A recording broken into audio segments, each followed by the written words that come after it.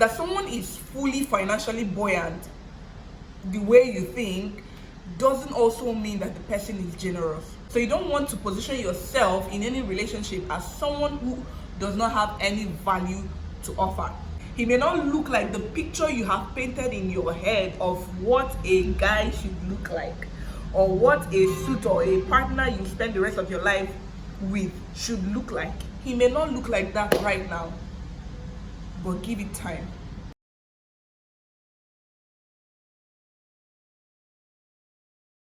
I need you to know that you clicked on the right channel, okay?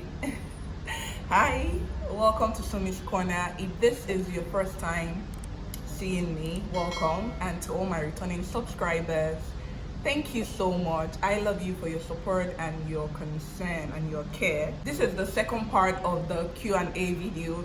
And if you have not seen the part 1, I will leave the link in the description box. If you have not watched it after this video, please rush and go and watch it. In this session, I will take time to answer relationship related questions, friendship related questions. Now, these questions are not directed to me like that. These are questions seeking answers that would be of help to someone, and not just to the person who asked it, but also to you who is watching me right now. And without any talk, let's get right into answering the questions. It's not a must for a lady to be an outgoing type before she sees or she finds herself a responsible man that would love her and marry her. It's not, because everybody is not the same. Personalities are different. Some of us are extroverted, some of us are introverted, and some of us are a blend of two or a blend of both. But in the aspect of relationship or finding someone to get married to, you must be sure that you're someone who is ready to mingle, who is ready to mix up, who is ready to meet people, because you will not be in your room, in your sitting room, in your bedroom, in your house, in your comfort, and expect that God will send someone to you. Maybe someone will knock your door or someone will call you and all of that. No, I know you are not an outgoing person. You may not be an outgoing type, but you must also be willing to be seen. Okay, your Instagram handle shouldn't be on private. You should find yourself in places like church, communities. You must have friends that you can mix up with. What I'm trying to drive at is, don't use the fact that you're not an outgoing person to stay all by yourself, to be a loner, to be all by yourself. You don't meet anybody, nobody knows you, it's just me, myself, and I. It's not gonna work that way. You must be able to position yourself in strategic places. Now, I'm not saying you should go and label, oh, I'm looking for a responsible man on your chest. No, but position yourself in the right places, in places that matter, so that it gives you the edge or the chance to attract a partner or attract a friend that can turn into a partner. And please, attracting a responsible guy or a responsible man is not synonymous with going out. That one is a character, okay? And this is like a personality kidney. So please make sure that you at least go out on a regular. You're something. People know you, okay? People know you. Someone can slide into your DM and your account is not on private. Just position yourself out there, and God knows exactly who to bring your way, okay? But don't do too much. Don't think you should be everywhere, in the club, in this place, in that place, in that place. No, it doesn't work that way. Personally, I do not really see the difference between what you should look out for in a female friendship and what you should look out for in a male friendship. But because you attached female friendship, let me answer. I think what you should really look out for in a female friendship is sisterhood. Female friendship should come with a touch of sisterhood. I want to be with my friend, with my female friend, and it doesn't really seem like we are of two different, or we are two different people, or we are from different states. I want to feel that sister connection, that sister bonding, that sisterhood that comes with another lady. I want to be able to share something with them and be sure that it's okay with them. They're not spreading it out. I don't want my friend to have another bestie that she discusses me with, if that makes sense. So I'm looking out for something. You should look out for is that sisterhood. I think that a female friendship can I think a female friendship becomes stronger when the two parties see themselves more as sisters than two different people who are just friends and all of that. Not being in your friend's face or in your partner's face always. I don't really know exactly what you mean. I wish there is like a context to it, or maybe like a story around it. But if I would try, I think you're trying to say being around them too much and it's looking like you don't have a life, or you're just choking on them and they just want to be themselves sometimes, or they want to be by themselves sometimes. If that's what you mean, first of all, I don't want to have a friendship or a relationship with someone who may at any point in time begin to see me as I'm doing too much with my presence, or I'm being overly or always available. Okay, I don't want to be in such scenario. But you can also give people space, because everybody has the right to enjoy some certain level of privacy with themselves. So you can also try as much as possible to give them time to do what they like as human beings. But if you're in a committed relationship, if you're in a committed friendship, I don't think this should be a burden to you, because I mean, is the person seeing you as, oh, you're being everywhere, you're just being too much of my face, give me space to breathe and all of that. If you're in a relationship and both of you are in the same town, I mean, why won't you see yourself often? Not being in your partner's face or in your friend's face all the time should not be something you're worried about, or should not be something that is a problem, because every relationship requires consistent communication. It requires that we get to gist, we get to talk, we get to relate, we get to spend time together. And yes, like I said earlier, also learn how to give them time or give them space to just enjoy privacy of themselves and all of that. You wrote it down and you prayed about it, and it's clear that God has given you signs to help you see that He is the right person for you. But your challenge right now is that He's not fully financially buoyant. And when you say fully financially buoyant, it means at least He has, but He doesn't have to that level. Meaning also that you have some sort of expectation of what financial buoyancy should be, or you have something you call financial buoyancy. Okay, that's not bad. Nobody should judge you about it. I'm not judging you. Now, you also say that He tries so much to almost meet up with your need. So what else are you looking for? What else are you saying? Now, let's analyze it. You know He's the right person, but He's not financially buoyant. But He has something to take care of you. He has something enough to meet your needs. That is a sign. That is saying that He is a generous person. He is a kind person. He is a giving person. And these are the values, these are the characters that you look out for in a person. That someone is fully financially buoyant the way you think doesn't also mean that the person is generous. So many people are rich, so many people are very financially buoyant, but they are stingy, they are wicked, they are mean, they don't share. Do you want that kind of person? I guess so. You don't. Okay? So if you have the confirmation that He is the right person for you, and the only thing you're worried about is his finance, he doesn't meet up that, there's a standard that you have, but he's not meeting up to it.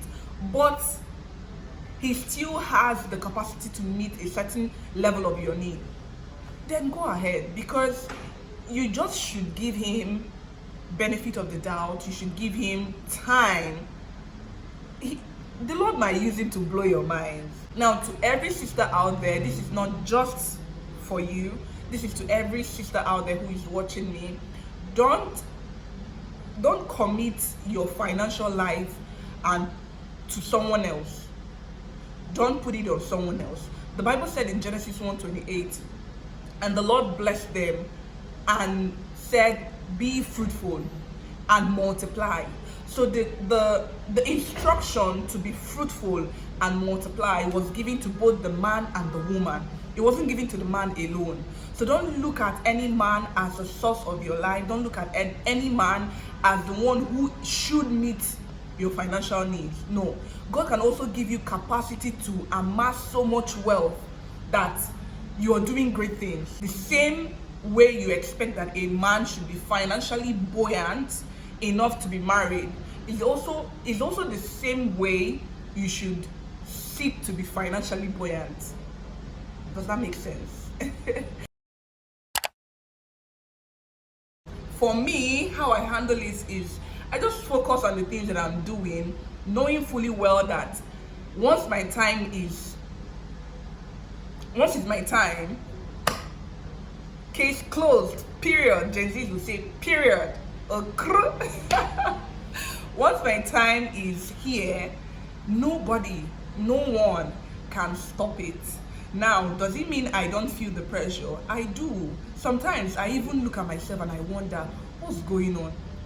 Let me just you guys, since we're having a conversation. When I was in secondary school, if there was that person that they said would be the first to get married amongst her friends, na me be that. I know there's some other people who can relate to what I'm saying. If you're like that, or if you were like that, let me know in the comment section. Let's know how many we are. They just seized the lights. Forgive me, we're in Nigeria.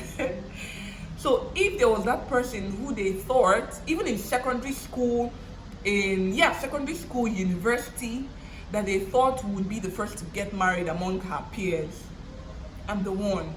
But life took a different turn. And am I angry about it? No. I'm thankful because I know that surely there is an end. That's what the Bible said. And the expectations of the righteous shall not be cut short. So do I feel the pressure? Yes. Sometimes it also subtly comes from family. And most of the time it also comes from society. But bear in mind that everybody's time is different. And very soon it's gonna be your own time. This saying is something I don't use it because I really do not believe in it. I believe that if you're not of value to someone, if you're not very important to someone, and you are absent from their lives, they won't remember you. Their heart will not grow fonder anything. I don't think it's something I believe in. For someone else, yeah, they may believe that absence makes the heart grow fonder. I don't believe it. I just believe that I should maintain the relationships I have. I should not be far away from people, and if circumstances happen and I find myself away from someone and we get to reconnect, that's fine. But not using the basis of this statement to now give myself a reason to be away from close family or friends or someone, right? I don't know if that makes sense, but I'm really not a big fan of this statement. Yeah.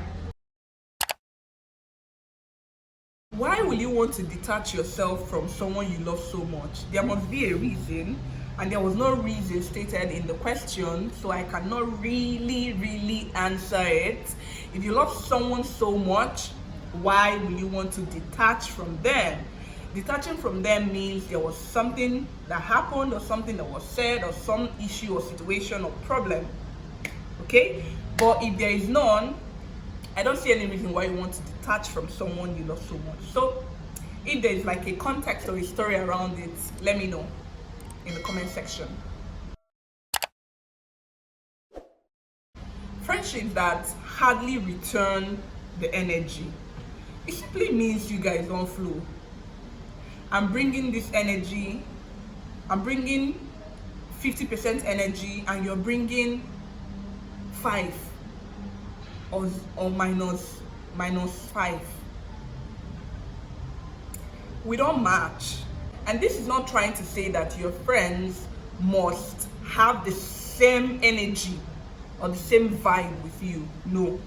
But when someone is not returning the energy you're giving to them, you know, you're smart enough to know that this person is not returning the energy I'm giving. They hardly return the energy.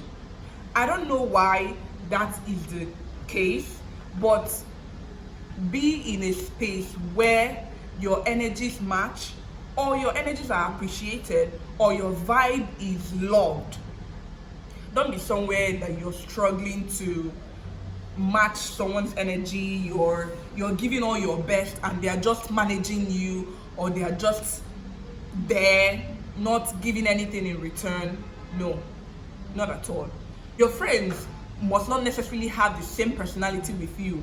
All right, they can be extroverted and you're introverted. You can be extroverted and they are introverted, but that relationship, that friendship must have a certain level of energy for two of you to coexist, for two of you to relate properly.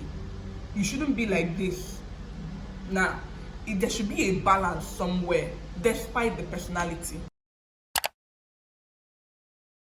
A caring heart is a kind heart, a good heart, a generous heart, a compassionate heart, a heart that sees the good in others, a heart that wants to pull out the best in another person, a heart that wants to look after another person, a heart that wants to be a source of strength to another person, a heart that just wants the good of another person.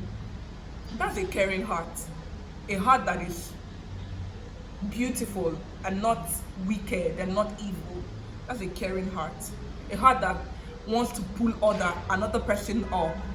A heart that sees the good in others and wants to believe the best in others. That's a caring heart.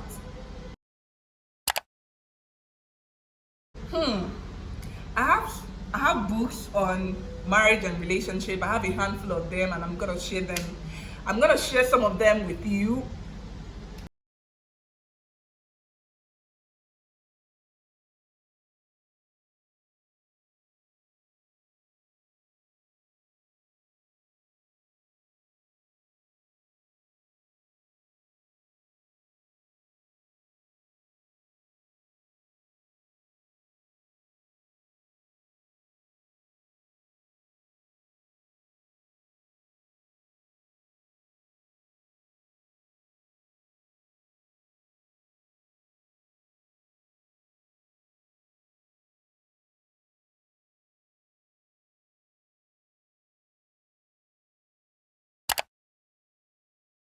For someone who thinks I'm unwise by them being deceitful with their actions, if they are close friends, I'll let them know that I know that they think I am unwise and they are being deceitful with their actions. I'm going to confront them, because there is really no point keeping it all inside and watch it repeat itself over and over again. Meanwhile, they just restored the light. I'm going to confront them and tell them how I feel. I'm going to have a conversation with them and let them know that they are being deceitful with their actions and they think I'm unwise. Because I close my eyes, or because I don't say anything, or because I just allow it be, doesn't mean I don't know what they do or what they are up to. So if they are close, I'm going to confront them and have a conversation with them. And if they don't change, I mean, that's the red flag for that relationship or that friendship.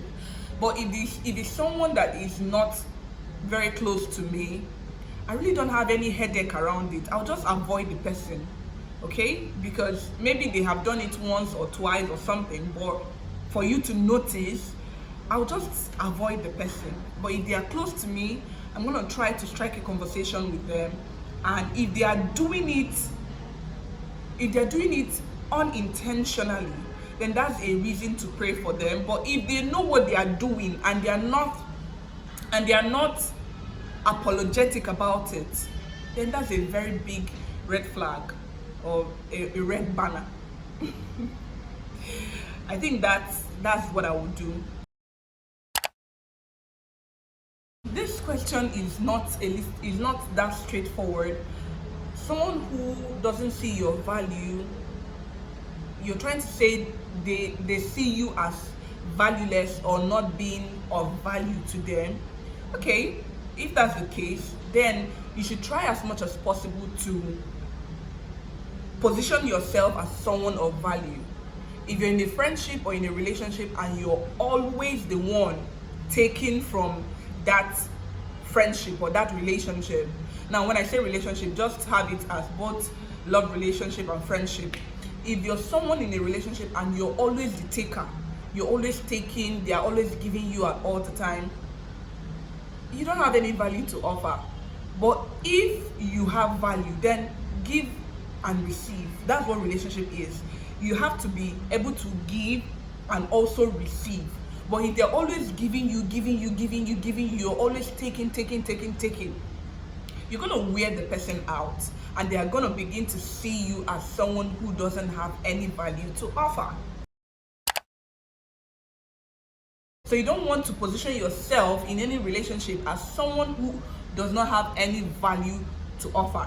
Relationships are value proposition. There must be a platform, a leveled ground where you give and receive, they give and they receive. But if they're always giving and not receiving anything, they're going to be wearied, they're going to be worn out, they're going to be seeing you differently, and you don't want that. Like I always say, if it's someone very close to you, figure out why they see you that way. You may not necessarily go to ask them, why don't you see me of value or someone of value? Just take out time to figure out why they see you like that. And then if it's something that is wrong on your own part, work it out. If it's not something that is wrong on your own part, then maybe it's time to have a conversation and have a common ground on the way you guys see yourself.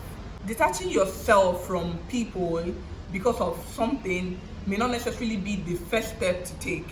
When you have checked every other angle and every other thing I've said, and it looks like this is not from you, this is them seeing you like that for no reason, then maybe you can consider detaching, staying away and all of that. But first of all, analyze why they see you like that. If it's something on your own part, work it out. If it's not something on your own part and you need to have a conversation with the person, have a conversation with the person. And after everything, you realize that this is how this person sees me and they don't really regard me so highly, then maybe you can consider detaching. When I saw this question, I tried so much to understand where you're coming from. So from my own understanding, you are drawing a line between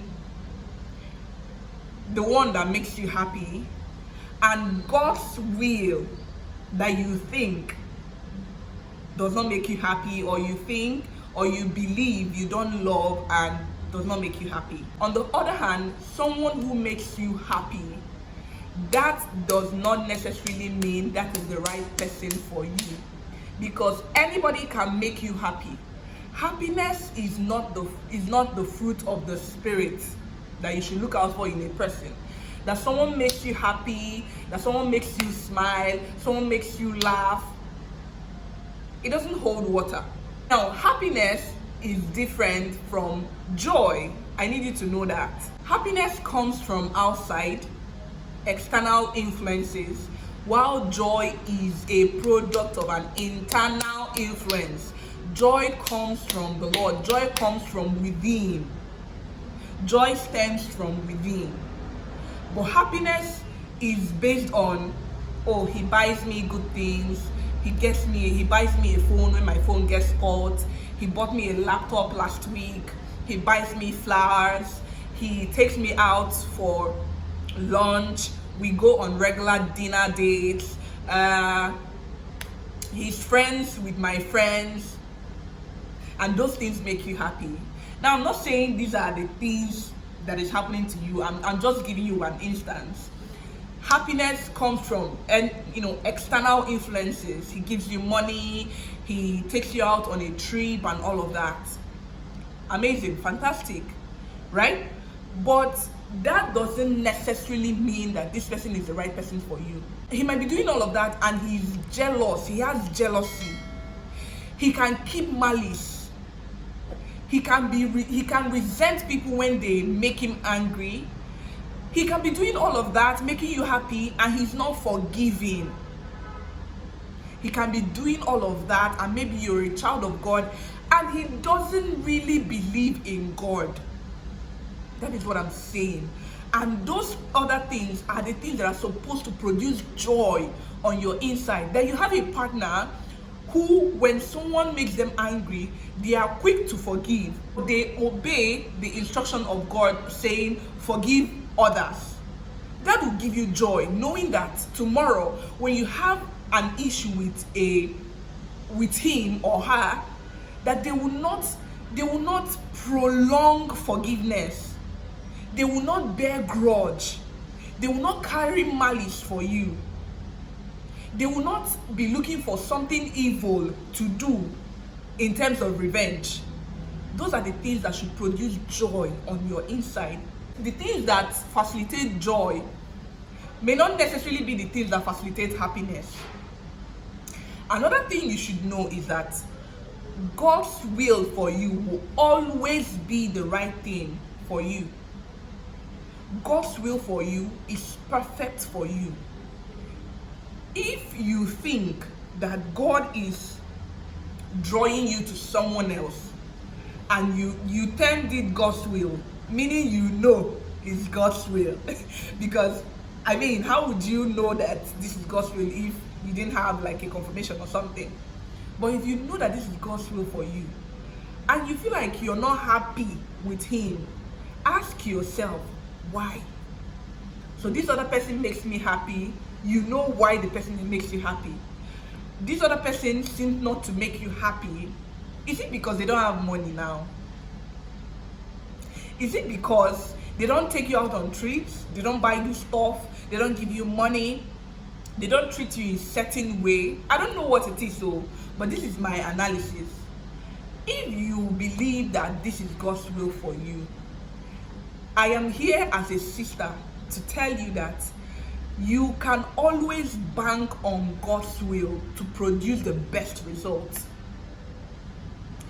If you believe it's God's will in your heart, if you believe it's God's will always be the right thing for you. It may not look like it right now. It may not look like the picture you have painted in your head of what a guy should look like, or what a suit or a partner you spend the rest of your life with should look like. He may not look like that right now, but give it time.